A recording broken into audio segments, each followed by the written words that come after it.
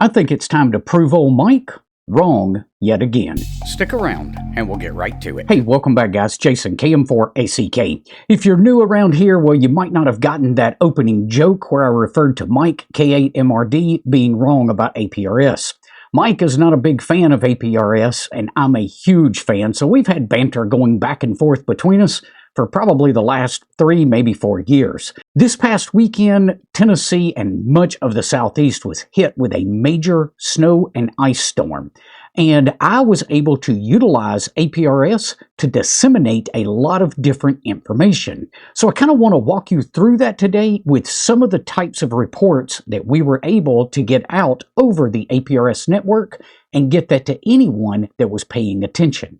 So I was pulling information from a lot of different sources. I was monitoring the statewide linked repeater system, which we run a weather net on anytime there's significant weather events happening in this area. I used the ICOM ID50 to monitor a couple of additional local 2-meter repeaters, and I monitored GMRS frequencies. And believe it or not, GMRS has really grown in Middle Tennessee, and I got several valuable pieces of information off of that. In addition, what you're looking at on the screen right now is SmartWay by Tennessee.gov. So this is a website we can go to where we can gather a lot of information. I've got it filtered out right now so that it's only showing basically traffic accidents or say something like debris blocking the road that you'll see right here in this particular report.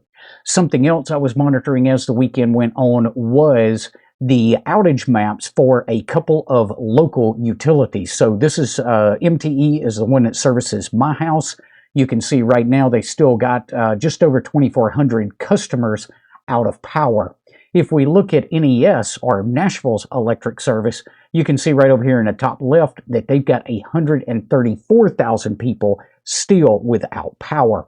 So I would take information from all of these sources, from the local repeaters, from the statewide linked repeater, from GMRS, from these websites, wherever I could get that data. What we were doing is we were combining that into YAC to create a overall situational awareness picture that people could see as long as they were paying attention to APRS. Now, exactly what you're looking at here on the screen right now is the YAC map running on the right-hand side, and then a list of stations and objects running on the left-hand side. Now, today is Tuesday, and things are pretty much starting to wind down. There's not a lot of traffic going on any of the systems as of today. They're basically just taking some road reports to know which roads are clear and which roads might still have ice on them.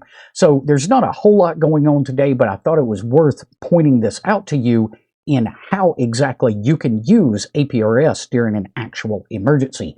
So a couple of things you'll see right here on the screen. This is an old report. It hadn't went out in the last 45 minutes, but if we click on that, that shows you that there's debris in the road. East and westbound lanes were closed, and then I put per TDOT, which is where I got that information. Up here, you'll see that we had a multi-car crash with the eastbound right lane blocked, and again, that is per TDOT. Now, some additional information. I'm going to switch to another screen here.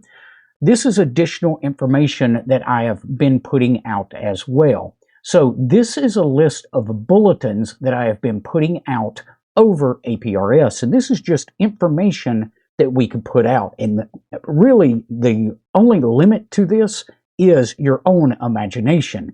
If you'll see right here, this is the NES report right here in this top line, showing 132,000 people were without power as of 9:45 on the 27th of January. The next one is that Middle Tennessee Electric showing 2,400 without power. We also have one of our local NOAA weather radios offline. So that is more information you could put out there. And then the last item that I've got listed here is that our MTERS net is still active.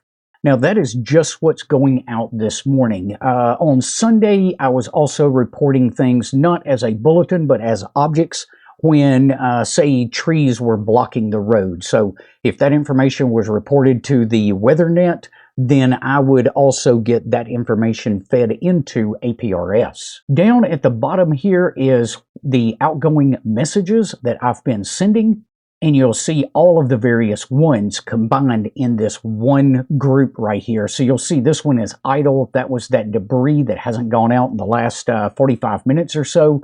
You'll see this other crash 906 that has also not gone out in a while. It is idle.